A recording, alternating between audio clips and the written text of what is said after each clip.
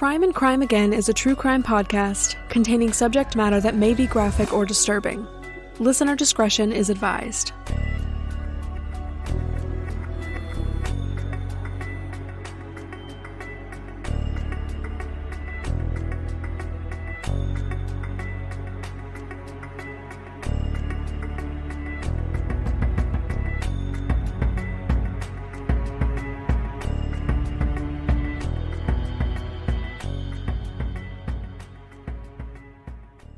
This episode discusses topics that may be triggering, such as sexual assault, systemic racism, and violence against transgender people. Please take care of yourselves, and if these topics aren't safe for you to listen to, it's okay to skip this episode. In 2015, the National Center for Transgender Equality conducted an anonymous online survey, the largest to date, among transgender people age 18 or older in all 50 states, as well as the District of Columbia, Puerto Rico, American Samoa, Guam, and even across U.S. military bases located in other countries. The survey received responses from 27,715 transgender or gender nonconforming people. It asked participants specific questions to analyze the experiences of transgender people in the United States across several categories, such as housing, employment, mistreatment and harassment, and experiences with anti-trans violence. 46% of the participants reported that they had been verbally harassed, and 9% reported that they had been physically attacked within the last year because they were transgender. 47% of the participants reported that they had been sexually assaulted at some point in their life. 54% of the participants reported that at some point in their life they had experienced violence at the hands of an intimate partner. This study is incredibly thorough and detailed, and there are dozens of other factors and situations and circumstances that were analyzed throughout this study. The report itself is over 300 pages long, so I can't list every result from every possible category, but I think it's important in the context of this episode to recognize the staggering rates of violence committed against trans people. It's also important to take a deeper look into these numbers by recognizing that trans people of color, particularly Black trans women, are at higher risk of becoming victims of anti-trans violence. The systemic racism present in every aspect of the United States, from education to housing to employment, also plays a major role in violence against Black trans women. I could spend hours discussing this crisis of violence against trans and gender nonconforming folks, particularly Black trans women, and again, there are dozens and dozens of factors and circumstances that were considered and analyzed during this study by the National Center for Transgender Equality. I wanted to acknowledge specific statistics and acts of hate and violence against trans people, because in this episode I will be talking about a Black trans woman who has been missing since 2012. She faced a lot of harassment and even physical violence because she was trans. And it's very likely that her being a Black trans woman is a major factor in not only the circumstances that led to her disappearance, but also the complete lack of media coverage about her disappearance, even at the local level. So without any further ado, let's go ahead and talk about the disappearance of Sage Smith.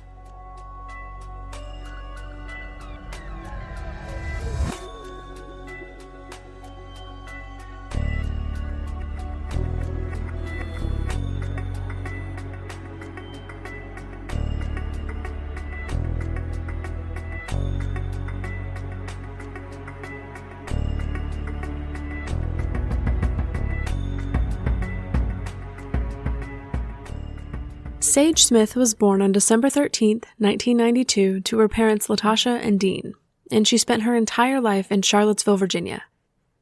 Soon after Sage was born, her parents separated, and they both eventually went on to marry other people. Instability was a prevalent theme throughout Sage's life. She spent most of her childhood in the care of her grandmother, Lolita, before eventually living with her mother. Sage's father also lived close by, so she was able to see him often. But somewhere during Sage's early teens, circumstances led to her being placed in foster care until she aged out of the system at 18 years old. Growing up, Sage was vibrant and outgoing. She had a particular love for dancing, and even uploaded dancing videos to her YouTube channel. According to Sage's family and friends, she exuded love and positive energy. Sage had always been open to exploring her gender identity, and somewhere between middle school and early high school, she came out as gay. The very first person she told was her grandmother, Lolita, who reassured her with open arms that she already knew. Unfortunately, other members of Sage's family were not as accepting. Sage's father, Dean, admitted that when Sage first came out to him, he did not approve. Dean went on to say that he said incredibly hurtful things to Sage when she told him.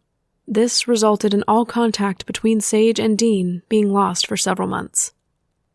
Eventually, with the help of Sage's brother, Dean began to understand his mistake, and he and Sage ultimately made amends. After that, their relationship was effectively back to the way it had always been. During this time, Sage was primarily described as gender fluid. Her identity and her style would change depending on what she felt comfortable with. Sometimes she would dress in more masculine-style clothing, and other times she would dress up in more feminine clothes, complete with a full face of makeup and whichever wig she felt suited her that day. Sage was comfortable exploring her gender identity, but again, not everyone she encountered was accepting of that. Throughout her teens, Sage suffered severe bullying, rooted in homophobia. She always tried not to let it break her, but it did deeply affect her. In 2011, Sage became the first person from her family to graduate from high school. And in March 2012, a few months after Sage turned 19, she moved into an apartment on Harris Street in Charlottesville with her longtime best friend Shakira. Soon after, they invited their friend Aubrey to move in with them. Around this time, Sage was also enrolled in cosmetology classes. She dreamed of becoming a professional hairstylist. Everything truly was looking bright for Sage, but she was still facing struggles with transphobia and violence in her relationships. While Sage was comfortable in her sexuality, several of the men that she dated were not. There was one incident in particular where Sage had been communicating with and seeing a man who had a girlfriend. The man was not out as a gay man, and he wanted to keep his relationship with Sage secret, but his girlfriend ended up discovering his emails to Sage, and this made that man angry. One night, while Sage was walking home, the man attacked her, and he was eventually charged with assault. And this would not be the last time that Sage's secretive relationships were a threat to her safety. On November 9th, 2012, just a few days before Sage disappeared, she posted on her Facebook, quote, "I am a girl now. Respect it," end quote. That same day, she changed her name on Facebook to Sage and changed her gender to female. According to Sage's friends, despite all of the trauma and bullying that she had gone through, she was truly blossoming into herself. On November 20th, 2012, Sage spent the evening getting ready for a date. Shakira was away from the apartment that day, but Aubrey was napping on the couch as Sage headed for the door to leave. Around 5:40 p.m., right before she left that night, Sage woke Aubrey up to let her know that she was going out on a date and would be back home later in the night. And with that, Sage left. The next morning, Aubrey noticed that Sage had never returned home the night before. With no calls or text messages from Sage, Aubrey quickly grew concerned. She called Sage's grandmother, Lolita, to let her know that Sage had left to go on a date the night before, but never came home. Lolita was immediately panicked. She hadn't heard from Sage either, and it was unusual and unsettling that no one had had any contact with her. According to Lolita, Sage was constantly on her phone, texting people and scrolling social media. Word quickly spread throughout Sage's family that she was missing. Hoping desperately that they would find Sage before they had to resort to calling the police, Sage's mother, Latasha, tried to keep Sage's disappearance secret from her sisters. But word had already been spreading among Sage's friends on Facebook, and her sisters discovered that Sage was missing when they stumbled upon a Facebook post asking if anyone had seen Sage. With no word from Sage herself, and no information as to where she had gone or who she was going on a date with, Sage's family contacted the Charlottesville Police Department. It was quickly learned that Sage's stepsister, Kiara, had actually seen Sage the night she disappeared. Around 6:30 p.m. on November 20th, 2012, Kiara saw Sage walking downtown in front of the Amtrak station on West Main Street, about a 15-minute walk from Sage's apartment. She was talking with someone on the phone. Kiara stopped her, and they spoke briefly, and during the encounter, Kiara could hear the person on the phone asking where Sage was. Sage responded to them by saying she would be there in 5 minutes, presumably to meet with them, wherever they were. After that, Kiara and Sage parted ways. The Charlottesville police moved to obtain Sage's phone records and find out who she was speaking with on the phone that night. but Sage's family knew that getting a hold of the phone records could take several days, so they decided to try to access Sage's phone records themselves. Sage's parents were actually able to figure out her passwords, and they were able to access her phone records. They found the phone call from around 6:30 p.m. that night that Kiera had overheard, but no one recognized the phone number, and it had an out-of-state area code. They tried calling the number multiple times, but no one ever picked up. Desperate to find out who the number belonged to, Sage's father, Dean, posted the number on his Facebook, asking if anyone knew who it belonged to. Within just a few hours, Yami Ortiz, one of Sage's friends, messaged Dean to let him know that they knew that number. It belonged to a man named Eric McFadden. It turned out that Sage had actually been casually dating Eric for a while, but it seemed that no one close to Sage knew much about him. When police questioned Sage's roommates about Eric, they learned that Shakira didn't really know anything about him and wasn't aware that Sage had been seeing him.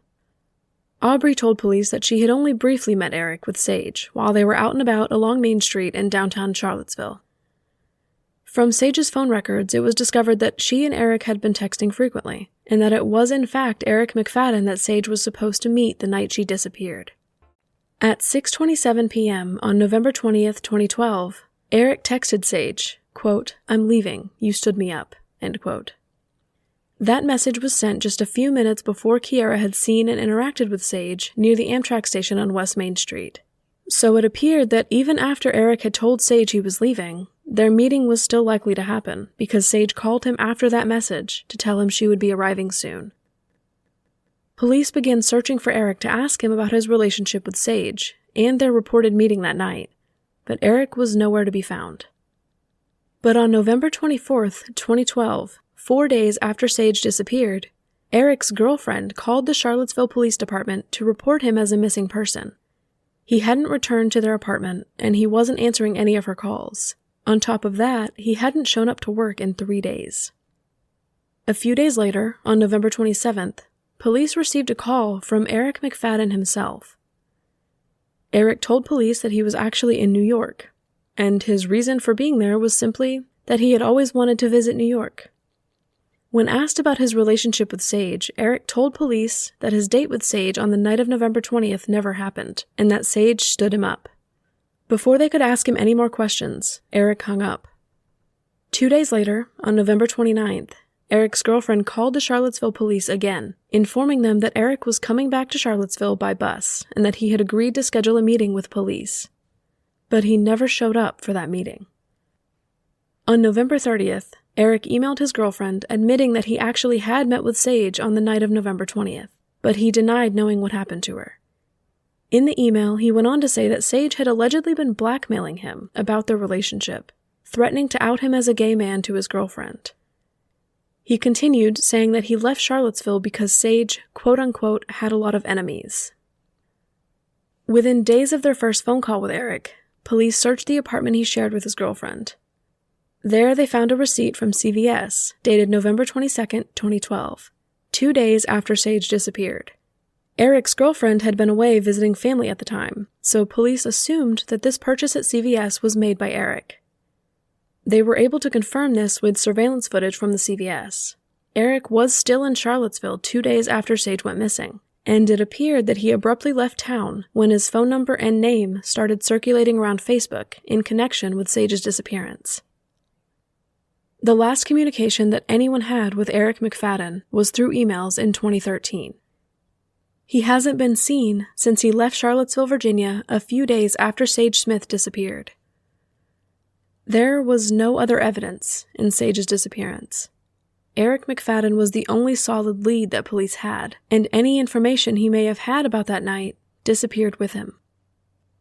Police had been monitoring Sage's bank activity, and on December 2nd, 2012, they discovered a possible glimmer of hope. That day, Sage's credit card was used at a local store. Police hoped they would be able to spot Sage on surveillance footage using the card and they would finally locate her. But when they reviewed the footage, they discovered that it wasn't Sage who had used her credit card. It was her roommate, Aubrey. This was immediately suspicious to police, but when they questioned Aubrey about the credit card, she told them that she and Sage had always helped each other out with money and they sometimes shared their credit cards. According to Aubrey, it wasn't unusual that she had used the card. And with that lead was put to rest. In February 2013, 3 months after Sage disappeared, a witness came forward with information.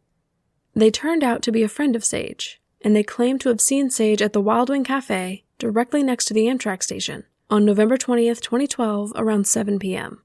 They told police that Sage was in the restaurant alone, and she said she was waiting for someone to meet her. But when police tried to verify this sighting with surveillance footage, they learned that there were no working cameras in the restaurant. In fact, there were very few businesses in downtown Charlottesville at the time that were equipped with surveillance cameras. There was no existing footage that could confirm that Sage was outside of the Amtrak station or anywhere in that area that night, which also meant that there was no footage that could point investigators in the direction of Sage's movements after she left the downtown area. There was just no trace of her. Oddly, in November 2015, the Charlottesville Police Department announced that Eric McFadden was suddenly no longer a person of interest in Sage Smith's disappearance. They claimed that this was because his digital activity in the days after Sage went missing did not indicate any signs of criminal behavior. Again, very odd reasoning. Time went on, and still no evidence could be found to lead to Sage or Eric. In January 2016, Charlottesville police received a tip that someone had spotted Sage near Chincoteague, Virginia, about 4.5 hours away from Charlottesville.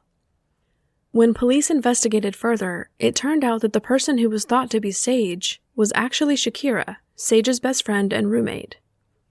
Upon questioning Shakira about the tip they received, Shakira actually shared information with police concerning her and Sage's other roommate, Aubrey. According to Shakira, after Sage disappeared, Aubrey soon began using Sage's belongings, such as wigs and clothing. Shakira had always found this to be odd behavior. Soon after this, a witness informed police that they had once seen Sage, Eric, and Aubrey at a nightclub the weekend before Sage disappeared, meaning that Aubrey may not have been truthful with police about how well she knew Eric McFadden. All of this, coupled with the knowledge that Aubrey had used Sage's credit card a few days after she disappeared, urged police to once again question Aubrey. But ultimately, they were not able to find any indication or evidence that Aubrey was involved in or had any knowledge about Sage's disappearance. Years went by, and through it all, Sage's family continued to push for answers in her disappearance. But even to this day, no evidence has ever been found in connection with Sage Smith. In November 2016, the Charlottesville Police Department officially reclassified Sage's case as a homicide investigation. In March 2017, Charlottesville police announced that Eric McFadden is once again a person of interest in Sage's case. Eric McFadden has not been seen or heard from since a few days after Sage disappeared.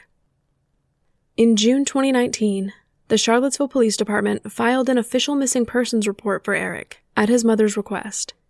His family believes that he may no longer be alive. It has been almost 10 years since Sage Smith disappeared, and there are absolutely no answers in her case. The most likely person with any information surrounding the night Sage disappeared fled the state and has remained on the run since. Sage's family has had a difficult time trying to get Sage's case into the public eye. This became devastating for them when, 2 years after Sage disappeared, a white, cisgendered young woman disappeared from downtown Charlottesville, the same area where Sage was last seen. And this young woman's case absolutely blew up. Hundreds of people around town volunteered in searches for the woman and showed up to support her family. Her disappearance made national headlines, and within a few weeks, unfortunately, her body was found. It's important to acknowledge the bias that not only the media demonstrates in favor of white, cisgendered, heterosexual, girl-next-door disappearances, but also those who consume true crime content, who share in that bias.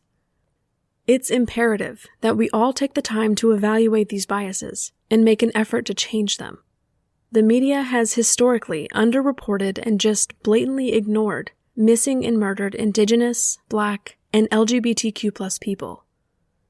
We have the power to change that.